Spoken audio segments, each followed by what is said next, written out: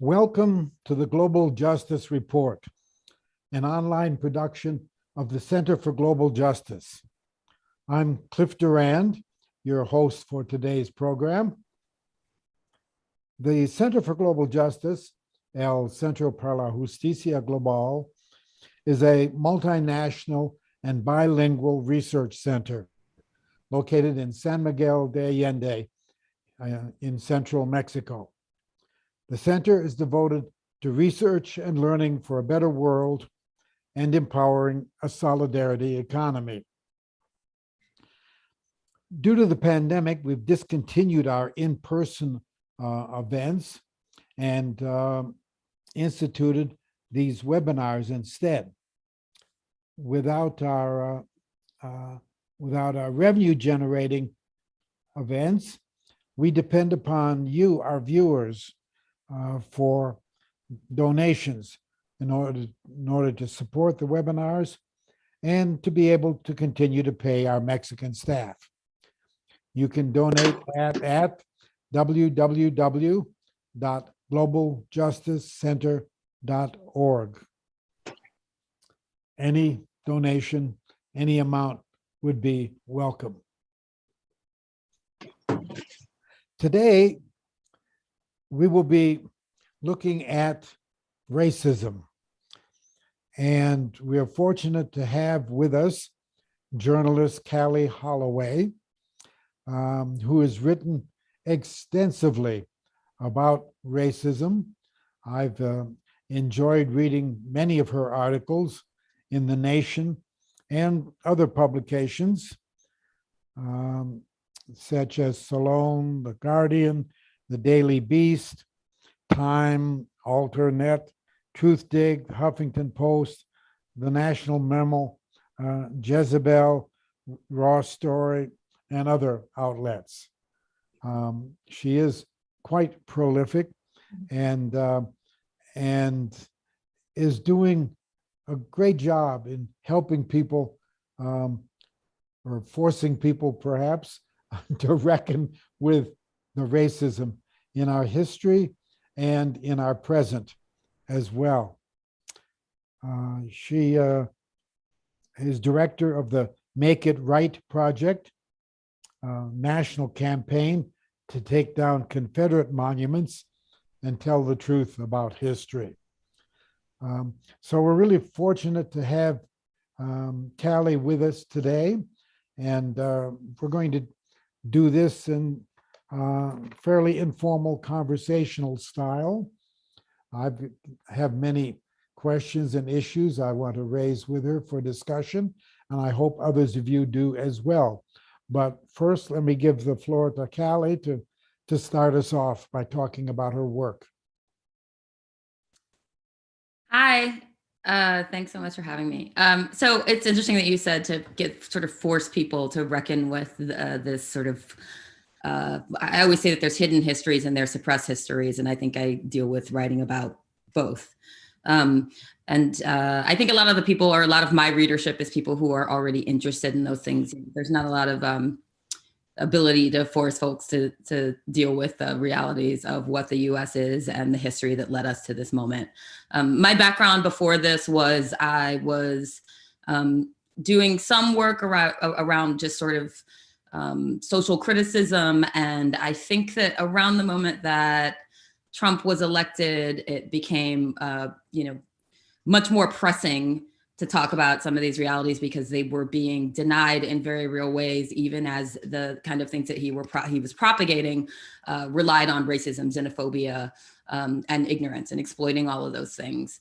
I did spend 2 years leading a pilot project, now discontinued, that was related to taking down Confederate monuments around the country. I don't think that people at that point had an awareness. The project started in 2018, had an awareness of the sheer number of Confederate monuments. There's roughly 1,600 Confederate markers around the country and roughly 700 actual statues. And they exist in places that, people tend to think that they only exist in the contiguous states that once made up the Confederacy, but there was a Confederate monument in Seattle. There's one on the south side of Chicago, which is an historically Black neighborhood. There's one in Maine. So I think we were doing that work, but before, I think there was this kind of national conversation around why those things should come down.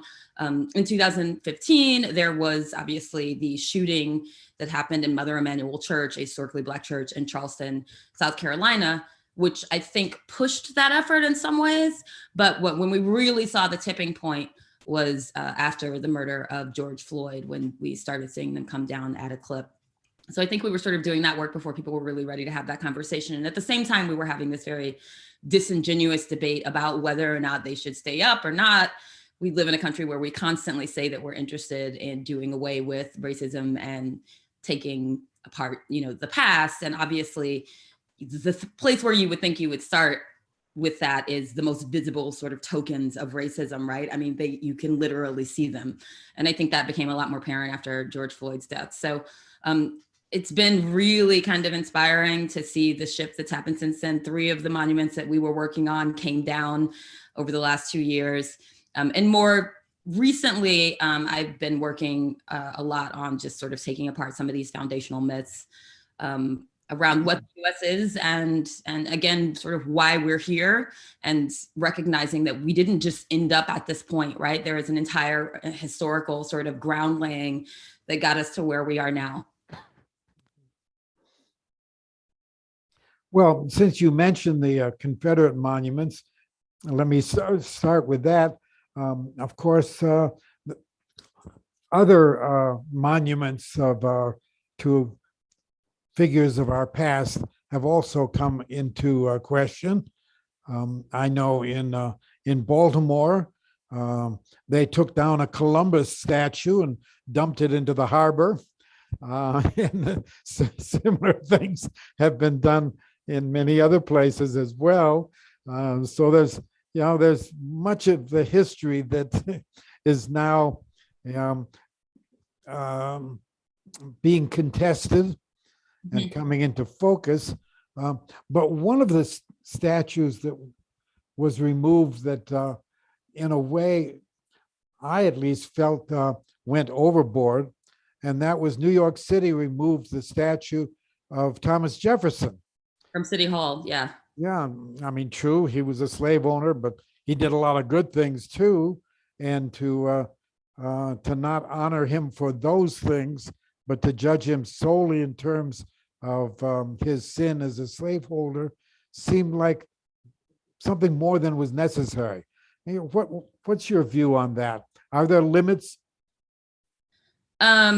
It's interesting that you say more than was necessary. I mean, I got to tell you that the fight to keep up folks to keep up statues and to keep folks on pedestals who were people who contributed to enslavement.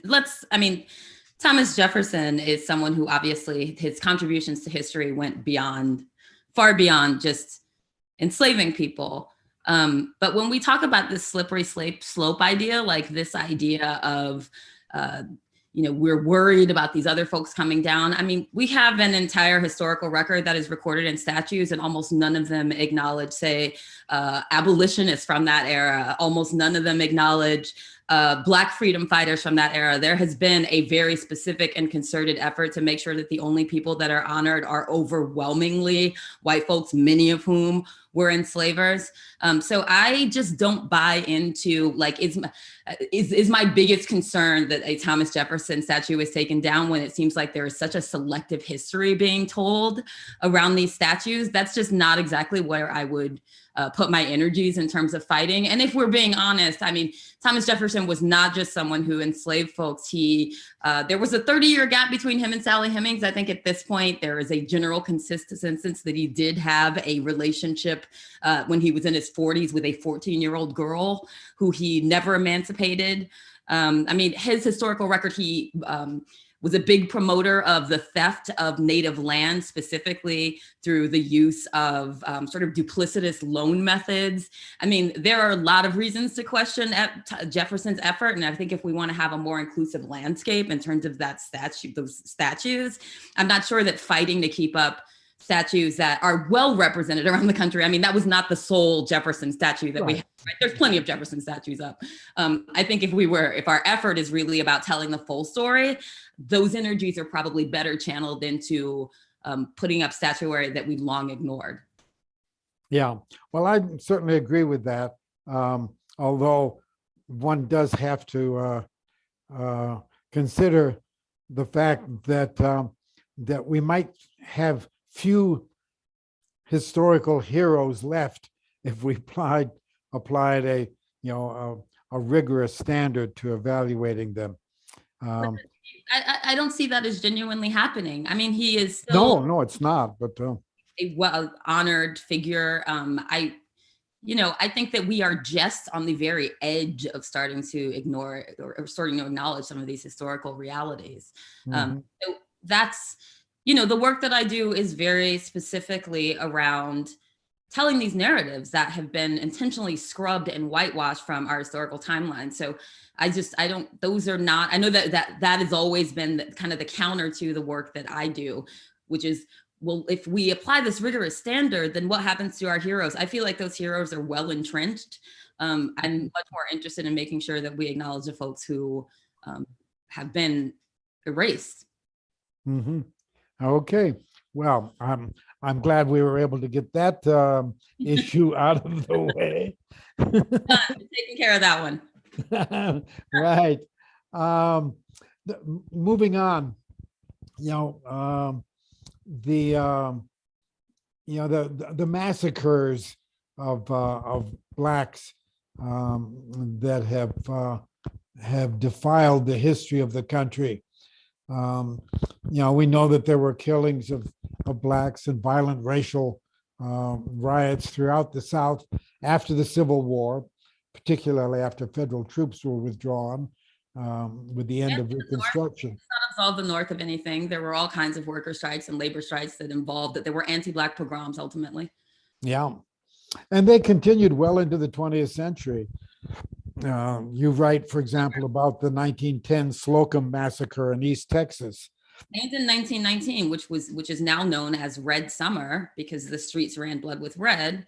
That was, I think, in many ways, sort of part of this tradition of the white backlash that happens in this country. Whenever there's the tiniest bit of movement or progress in terms of civil rights, we see a sort of massive white response, right? Which is often violent, And so 1919, we had a lot of Black soldiers returning from World War I who were demanding civil rights. So in the North, you see a lot of white violence, which is a direct response to Black folks demanding full citizenship. Right. It was not unique to the South by any means. And of course, we were all this year reminded of the 1921 Tulsa massacre on its 100th anniversary. That got a lot of media attention. Earlier, Global Justice showed a documentary about the 1898 Wilmington, North Carolina massacre. And these all destroyed prosperous Black communities and Black towns. And that raises a couple questions in my mind.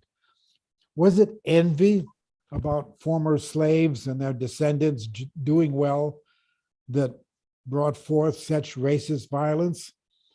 And further, how were so many Black communities able to survive at all for so long in the face of white hostility? Was it jealousy? So I think that we're seeing a version of that now, right? We're in the midst of, we've been in the throes of a white backlash for some time now. And I would say the sort of what was catalytic in making that backlash happen was the election of Obama, which for a lot of people, specifically white folks who live in fear of demographic erasure and loss of status, that was a concerning sort of omen, right? Seeing what had always been considered a space that was raced white, very specifically for the first time, have a Black occupant. And I think that there is an understanding, there's a historian who, Elizabeth Wilkerson, who talks about when we see the white backlash, we don't see it in response to Black folks doing poorly. We see it in response to Black advancement, right? Because again, this is all very rooted in fears of losing dominance.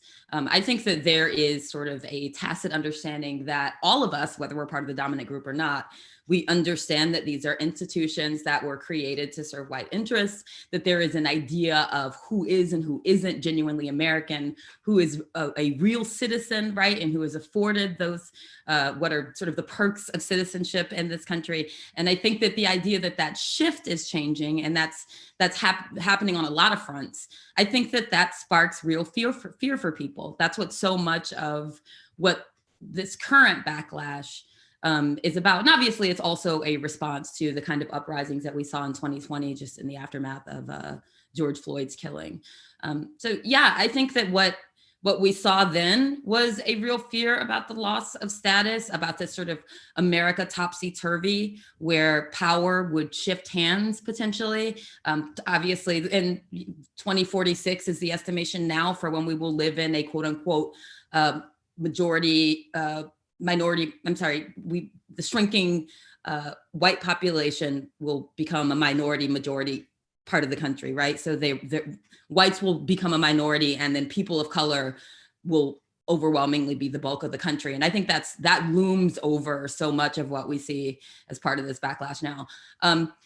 It's absolutely part of, I think, what the backlash is. And you were asking, how were they able to put this together, right? Why did we have, for example, these thriving freedmen's towns? I lately have really specifically thought a lot about land, because I did a recent piece about the loss of Black land. 90% of Black land has been lost.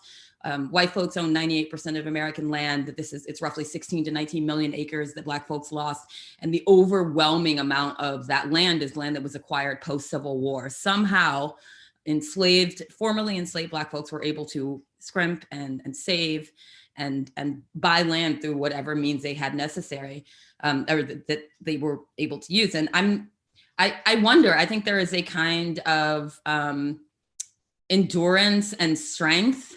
They were somehow able to acquire these things against all odds. But also the backlash then happened, right? And so you see every gain then has a sort of counter reaction that attempts to erase that gain. So I think there is a long legacy of Black endurance and Black resistance that often doesn't get told. We talk a lot about sort of like the crimes that happened, but we also, I think that the thing that we have to illuminate too is that it is not new, this record of Black resistance that has been happening forever. You know, we didn't, for example, just see Black folks fighting to take down Confederate monuments. This isn't something that started in 2015. It started as soon as those monuments went up, right? So a lot of that is also part of the hidden and suppressed history. And I think that, you know, the reason why Black folks have been able to carve out a space for themselves in this country is there's just this continued belief in the idea of, and reaching toward actual democracy, a belief in the idea that someday we will acquire full citizenship, and there is always the work being done to try to reach that. And I think that's, you know, that's what you see when you look back and see these thriving communities and how they were somehow able to create, you know, prosperity for themselves against so much resistance, right? And so much violence. Yeah, it is an amazing story. I've just recently read Eric Foner's History of Reconstruction. And yeah, it's really striking to see, you know, the struggles that people went through, and the repression and violence, and the ability of African Americans to sustain themselves in the face of all of that. It really is an inspiring story, and a story that is seldom told. Exactly. I think in general in this country, we do a really bad job of teaching history. That's just part of the way that history's always works in this country. I think there's been a very selective telling of history. There's been a lot of lies of omission, and then straight up lies and half truths that have been circulated.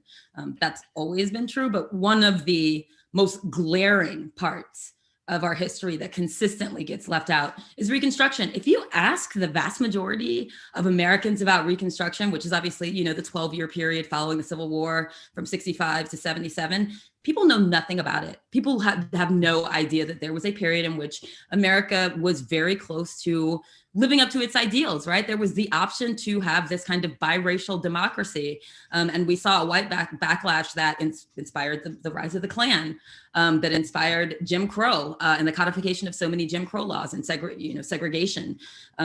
So that is another one of those moments when America had a choice and an option to kind of live up to ideals and chose not to do that. And I think because it would require us to acknowledge that choice was made, we spend very little time talking about Reconstruction, what it meant, and the fact that we chose not to continue with Reconstruction because ultimately the North pulled its troops out of the South, which allowed for absolute white supremacy to be reasserted. I think it is the source of many of our contemporary problems. A reckoning with our history would require seriously talking about that period, what happened, what it looked like, the potential that was there, and the choice that we made not to go down that road. And in addition to the need to tell the story of Reconstruction, it's also important to tell the story of how those gains were undone in the decades that followed. Mm-hmm. That also is something we know relatively little about, Mm-hmm. and that's the other part of the history of that period that we need to reckon with, and it's an undoing of the gains of Blacks that occurred not only in the remaining decades of the 19th century, but well into the 20th century as well. And it's continuing to happen. Yeah.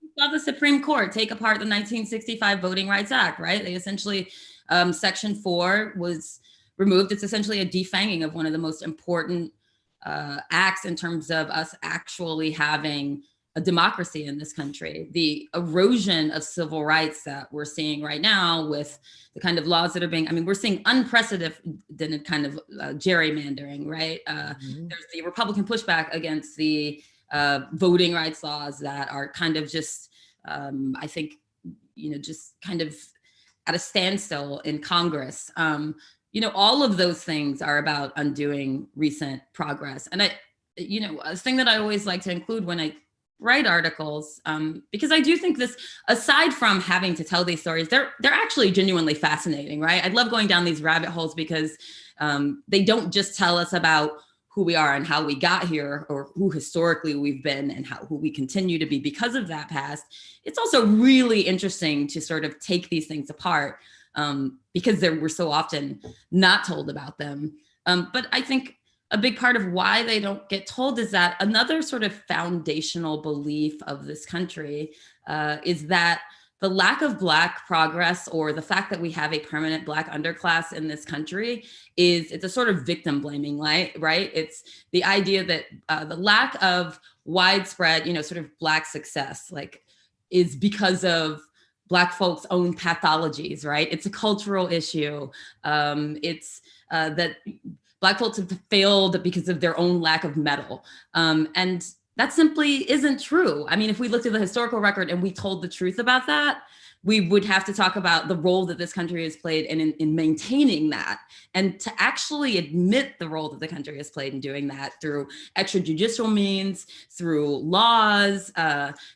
We would then actually potentially have to do something about it. And I think that is, we look at the kind of fights against reparations, or even having a conversation about them. We've had a bill that has been pending in Congress for 40 years, right? 30 years. John Conyers' HR 40, which is a bill that is not about reparations. It's literally about putting together a commission that would study slavery and the long-term even economic impact of it. We have never been able to actually even have that bill pass. We can't even have a conversation about slavery, right? So I think that there is this kind of shying away from discussing, pardon me, I have a cold. I was telling Cliff before we started that I've had this week-long cold, so sorry about that. But I think that there is in general, an unwillingness collectively on the part of this country to sort of acknowledge that and to acknowledge that the position that often the Black folks are in this country as a permanent underclass and what is essentially a caste system, that's very intentional, that that is a step-by-step process that has been created over and over again through the laws we've chosen. It's not something that just happened because Black folks have been unwilling to succeed. Mhm. Well, let's let other folks in on this conversation. It's really fascinating, and I'm sure that there are others who want to raise questions or make comments. Those of you who are on YouTube have to do that by sending an email to me at global.justice.cliff@gmail.com. And I'll pass your questions on to Callie and others in the Zoom room.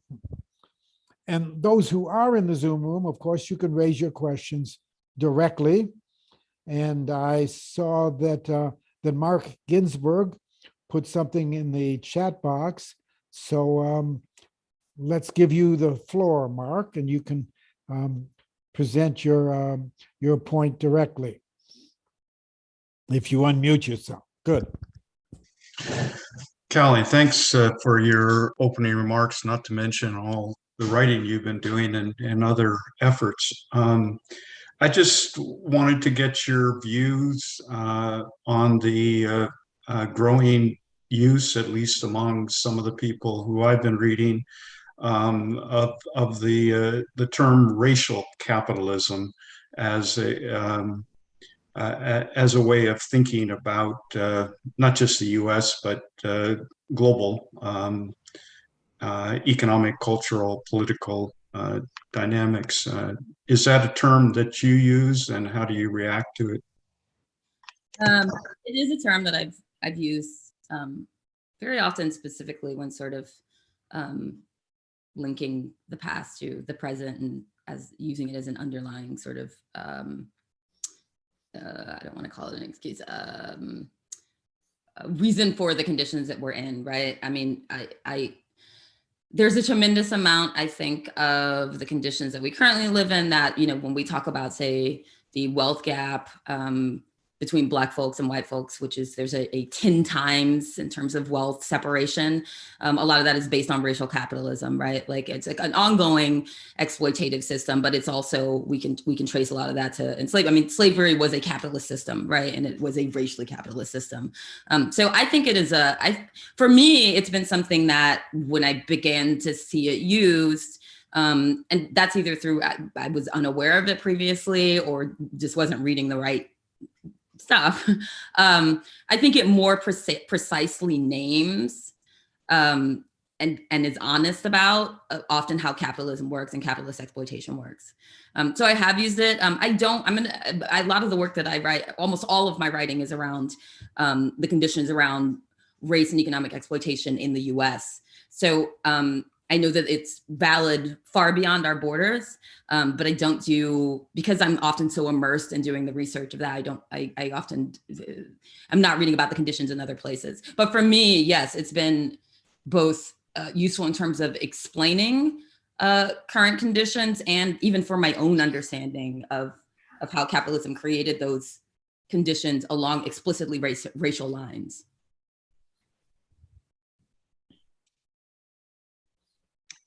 Of course, one of the limitations, it seems to me, of this notion of racial capitalism is that it's not only Blacks and other people of color who have been exploited under capitalism, white workers have as well. Absolutely.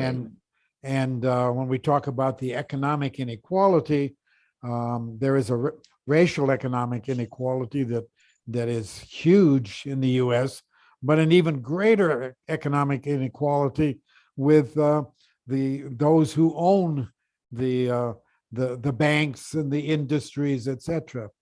And so to, you know, I think sometimes the term racial capitalism is used to to sort of ignore that larger picture. I mean, I think it's a phrasing that specifically, though, applies when we're talking about racial capitalism, right? Capitalism is inherently exploitative. But when we're talking about the conditions under which, in this country, Black and I would say at this point, brown folks, immigrants are exploited, that there is often a racial component to that, right? That has For sure. outcomes. And so I think that phrasing, when it's applied in those situations, is a better description of what's happening than just to talk about capitalism writ large. Mm-hmm.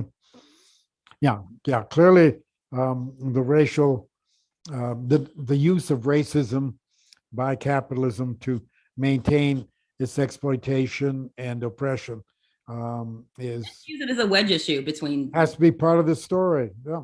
Yeah. No. Are there other comments from those here in the Zoom room? Okay, Bob Datz. All right, let me put my hand down. One thing I wanted to say was that a huge eye opener for me, and I can't remember how many years ago it was a project by a group called United for a Fair Economy, which quantified or attempted to quantify the actual material costs to minorities in terms of the lag versus whites, when you look at everything from family connections and access to college, access to initial employment, and how that affects career ladders over time. And it's a huge, then it was a huge number. I thought it was very well researched. It must have been updated since then, and the number would probably be more eye-popping now than it was then. But the question that I have is, whether there's been any buy-in from Native American communities into this movement about monuments and markers, because of what I've seen, so-called historical markers that, throw the word savages around and a lot of other things. And I'm just wondering if there's been any connection between the African American and Native communities on this issue. I mean, there absolutely has. That's why we have the conversation around the Columbus statues that have been removed. That is specifically I think that we were talking about Confederate monuments, and it expanded because we started to talk about the impact on indigenous communities. So I have not, and I'm not currently doing that work, but I have not done a lot of that work outside of Confederate monument removal. But absolutely, I mean, I think that there are a lot of indigenous communities that have been part of the takedown movement, outside of and beyond, because Confederate monuments aren't the only problematic monuments that we have. So beyond that sphere of troubling statuary. But on a side note, the piece that you were mentioning, the attempt to quantify what has been lost, I would love it if, I don't know if you want to share it with Cliff, and maybe he can share it with me, but that sounds incredibly interesting. It's a thing I think about a lot, like what is lost, right? In the attempt to put a dollar amount on that, which seems incredibly difficult to me, but I'm sure there are folks out there trying to do that work. And I'd love to read that. So if you could pass that along, that would be great. I'd love to, but I downsized a couple of times since then, and I may not have the copy anymore. United for a Fair Economy, though, could be contacted. I would suggest that. I will retain that name. Okay. Gregory Diamont has his hand up.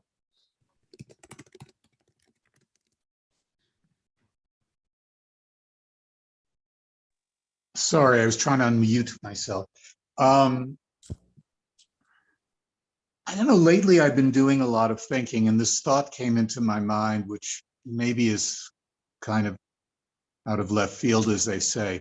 But in some ways, looking at our shared history, I kind of think, looking about what's going on today, and many of these things that Callie has mentioned in terms of both extrajudicial and judicial changes, that in some ways, it seems like the South won the Civil War. Oh, they did. And that thought I know has been going through my mind lately, looking at just so many things in the news. And, of course, referring to a lot of the things that you wrote. And I was impressed. I think it was your latest piece about the loss of Black land. So, there were all these promises made, like 40 acres and a mule, which were essentially empty. So I don't know if that's something you want to discuss or talk about, but I think in so many, levels culturally and in terms of racial oppression, of course, in many ways, in many respects, they've won, and the whole myth that's gone up, and it's good to take down the statues and to confront it, but the pushback around, so-called critical race theory and everything, I mean, there's a whole lot there to go into. But anyway, I'm going to shut up now. No, So because you bring up something that it's so far beyond. I remember a few years ago when Trump was still president, and John Kelly was one of his advisors, and there was a interview in which John Kelly said that the problem that led to the Civil War was the inability to compromise, which is, to me, he might as well have been reading a list of lost cause talking points, because I'm not sure what the compromise is between freedom and enslavement, right? It's like invoking states' rights as a cause of the war. We have the reasons for the declarations for the reasons for secession. Like, we don't have to search for reasons. They literally wrote them down for us. So I do think about this a lot, and I feel like I sort of write about this a lot, especially when I did a long piece on the United Daughters of the Confederacy. I didn't want to just look into their history and the fact that they now essentially operate as a kind of quiet shadow group that pretends like they never had any political input, and that they don't continue to, from the sidelines, influence social and cultural and even political sort of thinking in this country. The lost cause has, and I don't know if I need to describe what the lost cause is, or if most folks are aware. I will, just for the sake of explaining it. So in the aftermath of the Civil War, the South decided that it was going to turn what had been a completely dishonorable fight into an honorable fight. And the way they would do that was to obfuscate pretty much everything about the war and the reasons for it. So we won. Part of that campaign was to put up markers and statues that heralded a lot of Confederate leaders as heroes. But it was also through vetting textbooks, right, that offered an alternative history of the South. It was propagating the idea that slavery had been kind of this benevolent institution, and that slavery actually wasn't the cause of the war, but it was a states' rights issue. Well, states' rights to do what, right?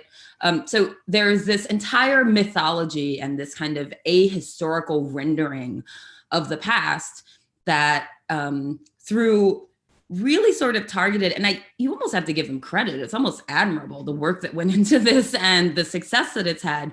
The South may have lost the war, but it absolutely won the messaging or the branding aspect of it, right? The hearts and minds part of it. And I think that is, it then goes beyond the idea of the Civil War itself into this broader sort of way that we think about history.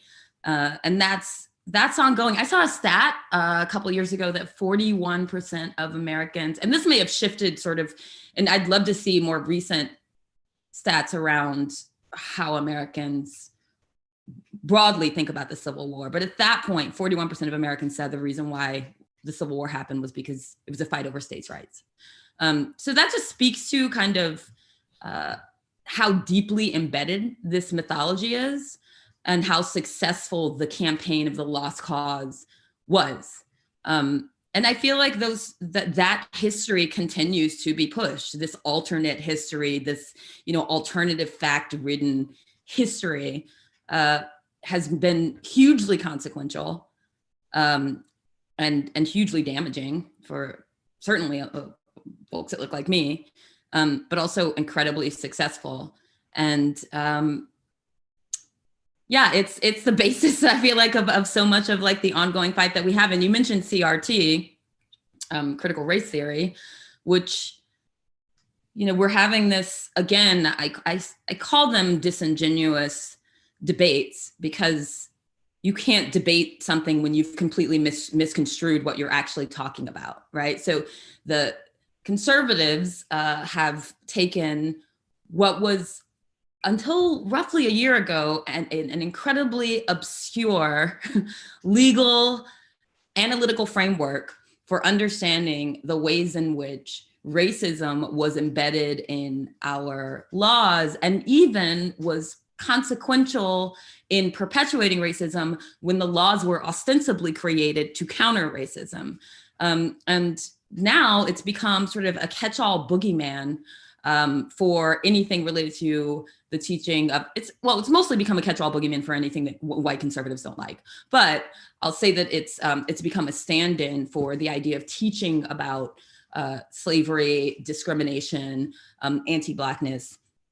And so now there are these school board fights over teaching CRT, which is not taught outside of law schools or graduate schools.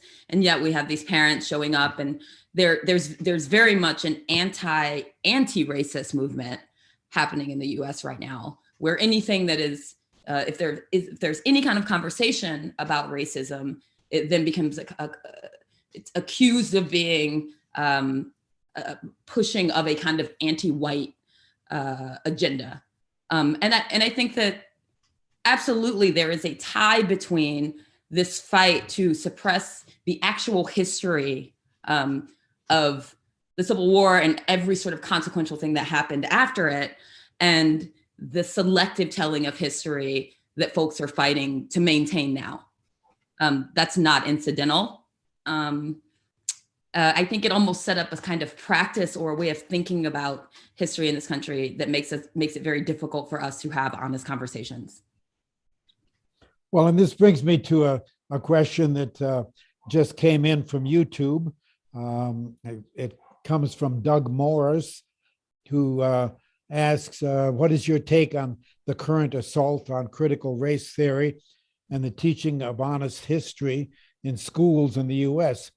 And your take on people rising up to fight back against these assaults on the honest and critical teaching of history. All of this reminds me of the point that you make in one of your articles that this whole assault on what is called critical race theory is an effort to maintain white ignorance. Yeah, and I sort of was. That occurred to me just as a thought, right? That there is people who are kind of, I wouldn't even say it's a tacit omission, right? I think there is the admission by anti-CRT folks that they don't want a discussion about the enduring impact of racism, which is quite a public admission to make. It frustrates me, but it's part of an ongoing sort of like, pushback against talking about history that we've always had, and maintaining kind of an ignorance, making sure that we only tell a certain sort of sanitized version of American history. And so I became really interested in this idea that there are people saying, no, the only way forward is to not discuss those things, to not know those things. It's kind of close your eyes, cover your eyes, stop up your ears. And then I was really, as I was going down that rabbit hole, I realized that there was a sociologist slash sort of philosopher. He died very recently, actually, Charles W. Mills, who wrote about the epistemology of ignorance, which is what I was thinking he'd already created a name for it. which translates roughly to a specific kind of intentional white ignorance that is carefully maintained, this curation of history, because to acknowledge reality would mean to question everything about the structure of this country and your place within it and your identity, and how what you think you've built yourself maybe was built on, I think I mentioned this in an article, by standing on someone else's neck. So yeah, I went off on a little bit of a tangent there, but. Mhm. Yeah, well, there's this need to maintain white ignorance so that there can be a sense of innocence, I think is an important point to appreciate. And of course, And that's easier to do with things that is in the distant past, more difficult to do with, the present racist violence from the police, for example. It makes me wonder whether sometime in the future the day might come when the police murder of George Floyd will be denied. Oh, it was just suicide after all, or something like that. Well, that was the conservative argument. The conservative argument that was happening while the trial was happening is that George Floyd caused his own death, that he had taken drugs. Was essentially, he was responsible for his own killing. Yeah. I mean, that's not a point that they're planning to make in the future. That's a point that they are continuing. Pretty preposterous, but this whole need to maintain white ignorance is reflected also in the reaction to Nicole Hannah-Jones' 1619 project. Yeah. Yeah, I mean, right now, I think there have been more than 20 bills proposed in states around the country that would essentially be anti-CRT bills. And whenever I say CRT, I say it with the caveat that CRT has been completely misconstrued. The definition of it that's being given is not in any way related to what CRT actually is. But there have been 20 of these bills that are anti-CRT bills. 8 of them have actually successfully passed. They've been passed by Republican legislatures. And almost none of them actually mention critical race theory in the language of the bill, if you read through the actual text of the legislation. But a lot of them instead spend time, and this is super telling. Almost all of them, I think the law in Texas is actually, if you have a moment, really worth reading, because it spends a lot of time dwelling on the idea that students, with a particular eye on white students, should not be taught anything that would make them feel uncomfortable, right? There's this idea that to discuss certain things would make certain people feel as if they were responsible for historical atrocities, and we don't want anyone to feel that way. And also the lawmakers who have backed these bills, or who are responsible for it, and who speak publicly about the aims of the bill, will specifically reference that they don't want kids to feel bad. So there's this all-in effort to make sure that no one feels bad about the past. But in making that declaration, and they're essentially saying, we don't care how your kids feel, right? The erasure of Black kids from school curricula that has always happened, right? Like we actually, it's most important that our kids don't feel bad. Your kids, we don't really care. And it's such a, I think if they realize the transparency of that admission, they might not be so full-throated, but. Right.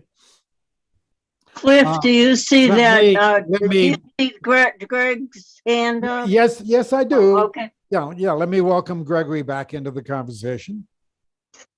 Okay, another thought that I've been having is that in this so-called CRT, I don't even know what CRT really is,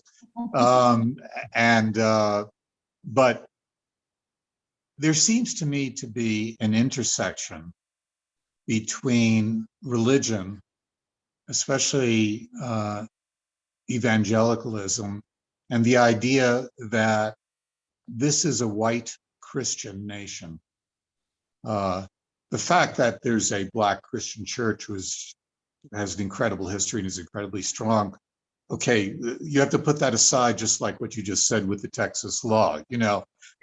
It's too glaringly contradictory and obvious, and they can't hold two contradictory thoughts in their minds at the same time.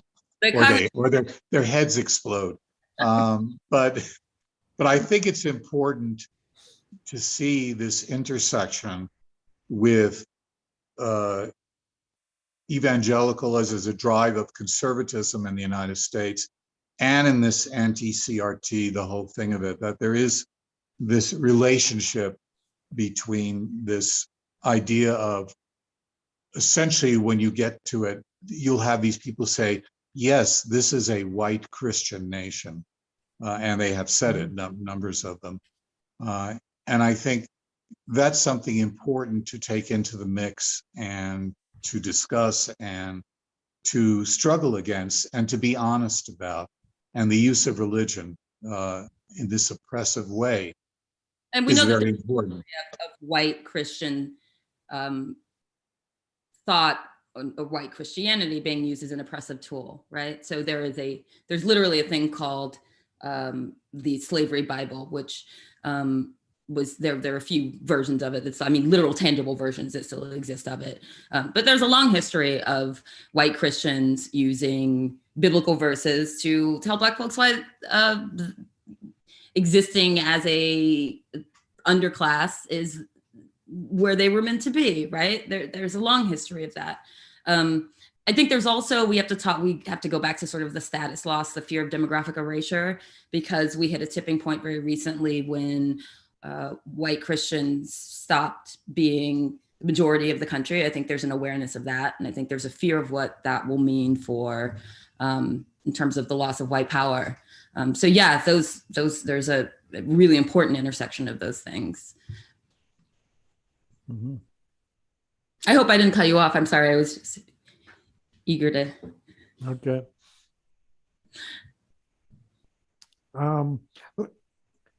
Earlier I referred to the noble and inspiring history of Black resistance and efforts to build a good community in the face of incredible opposition.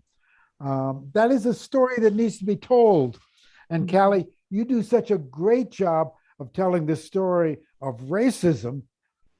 You need to also tell this story.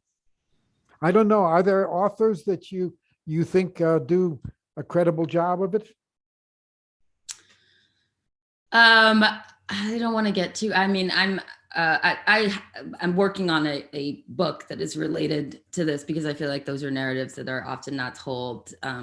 Those stories don't circulate enough, but no, I don't think that we have I mean, I think that Nicole Hannah-Jones, for example, does some of that work, but and some of the more prominent authors, Isabel Wilkerson, Ta-Nehisi Coates even, that's embedded in some of their work, but it would be nice to just have an entire work that's around that isn't just, say, a biography of a freedom fighter.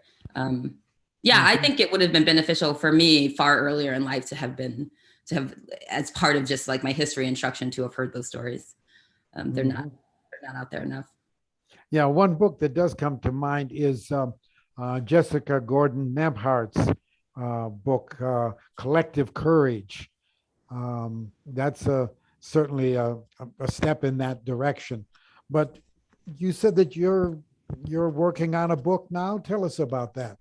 Well, it's specifically, again, because I think there are these, I think what another fascinating aspect of these histories, I was talking about how it's not just that we don't take apart like the realities of history. It's also that there are so many interesting facts if you start to rabbit hole so many of like our policies that don't work, right? So lots of people don't know. If you point to a sort of problematic policy in the US, I can probably ID its origin story and tell you that it was crafted specifically as a way to maintain white power or to keep Black folks out of a system.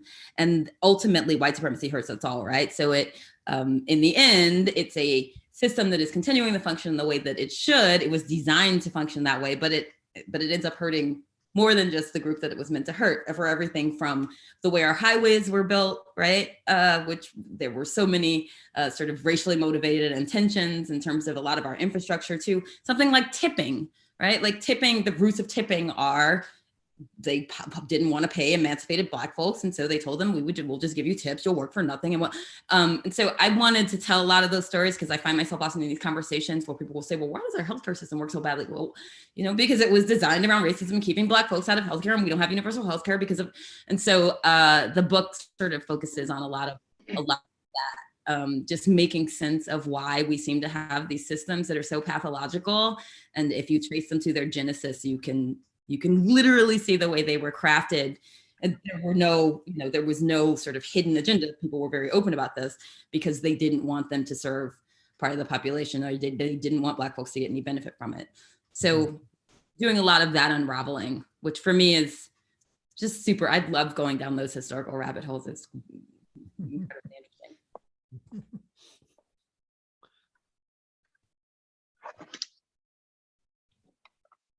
One of the complaints about the 1619 project is that they say that teaching about history is un-American.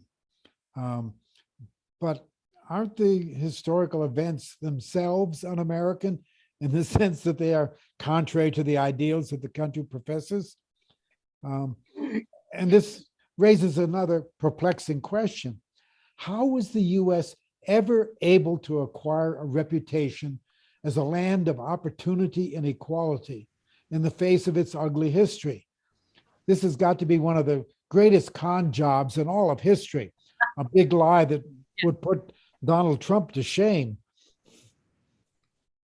Yeah, it's done an amazing, it should be a model for branding. It's an amazing model for projecting an image of yourself while a bunch of other things happen behind the curtain and letting no one know how the sausage is being made. Yeah, it's pretty fascinating, but I totally agree. Frankly, I don't know how it was done or how it has been sustained for so long. I think that we're seeing the unraveling of it now. And again, that is the thing that so many people are fearful about. Yeah. And that's what makes it un-American. Right. It does. Yeah. All right. Norma Harrison has her hand up. Hi, thank you, Kelly.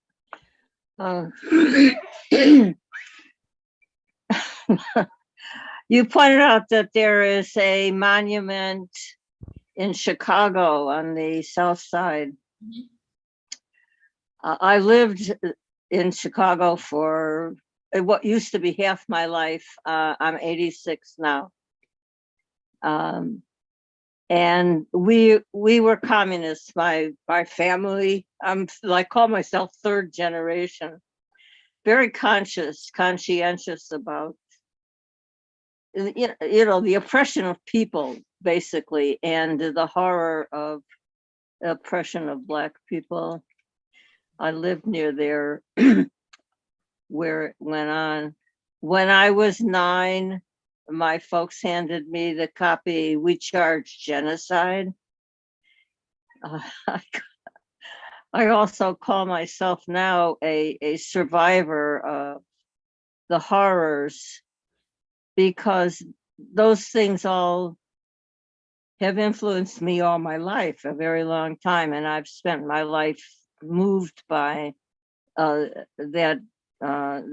issues. To paraphrase Nina Simone, Tulsa, goddamn. We are subject to the capture of our minds. We are brought through the schools.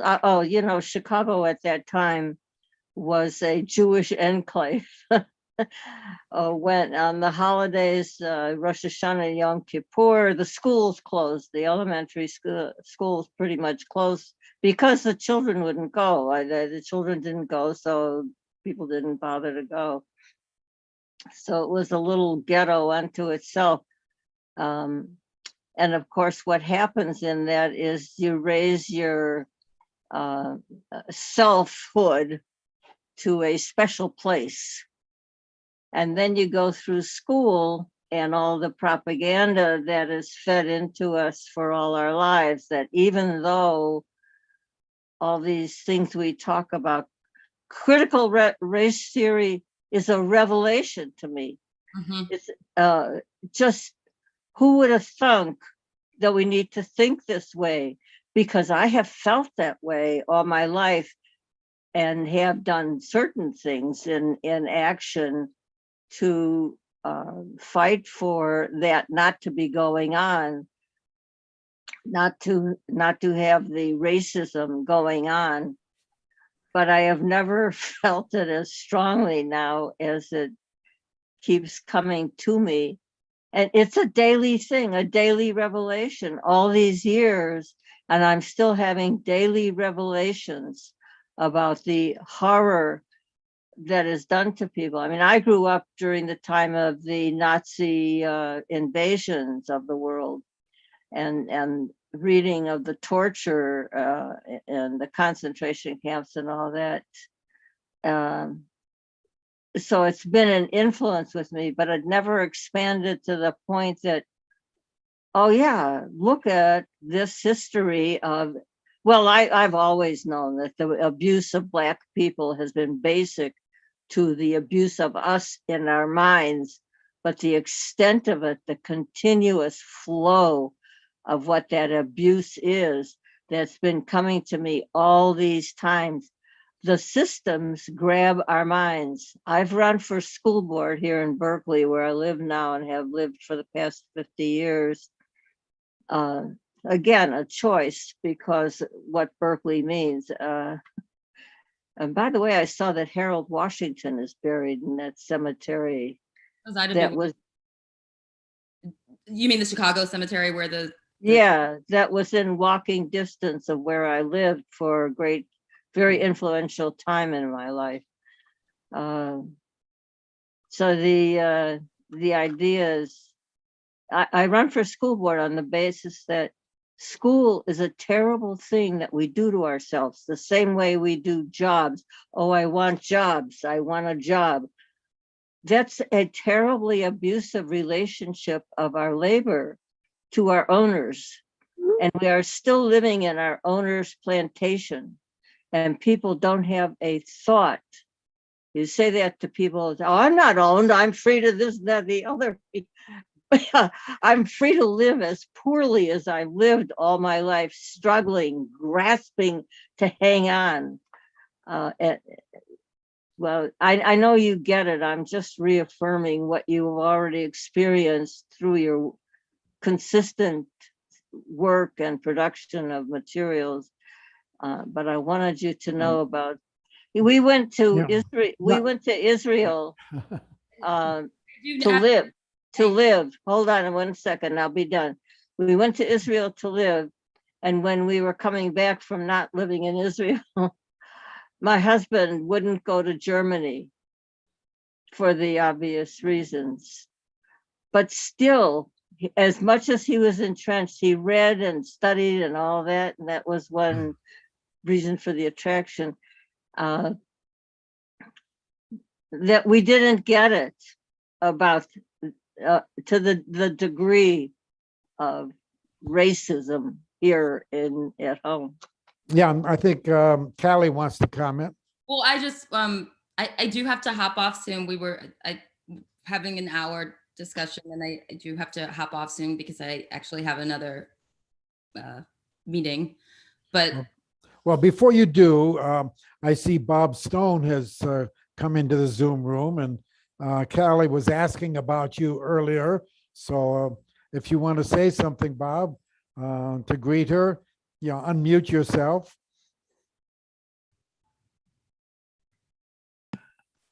Hi, Callie. I admire your work so much. It's so nice to see you again.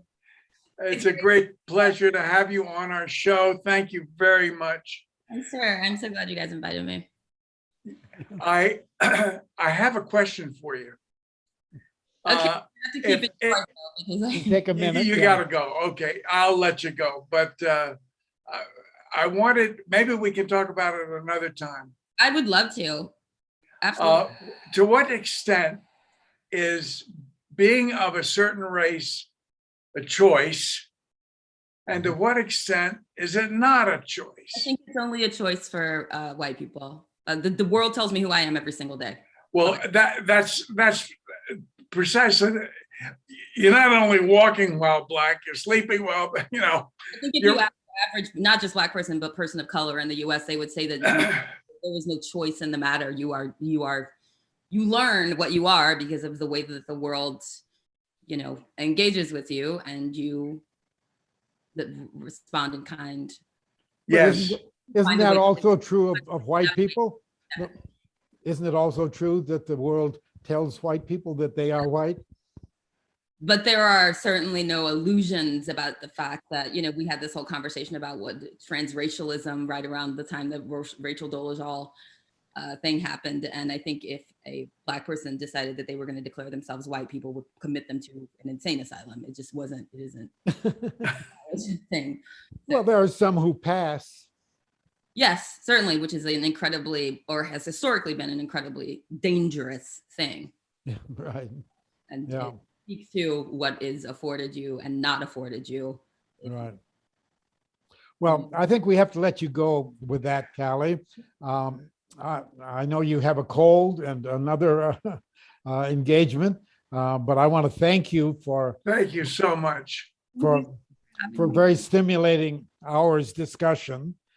And I want to thank all of those who have participated in it.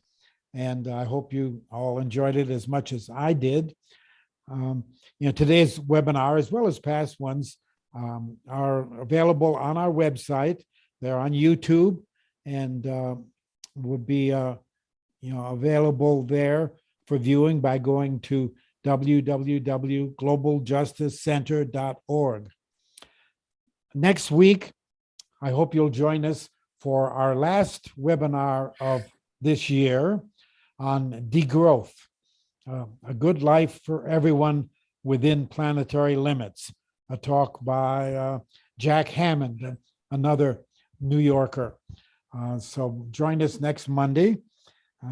And I want to close then by thanking our webinar team, Roberto Robles, Liz Mestris, Gregory Diamond, Olivia Canales, Bob Stone, and myself. And now this is Cliff Durand signing off until next Monday. Bye-bye. Take care, my dear. Mhm. Bye. Okay. Bye, Callie.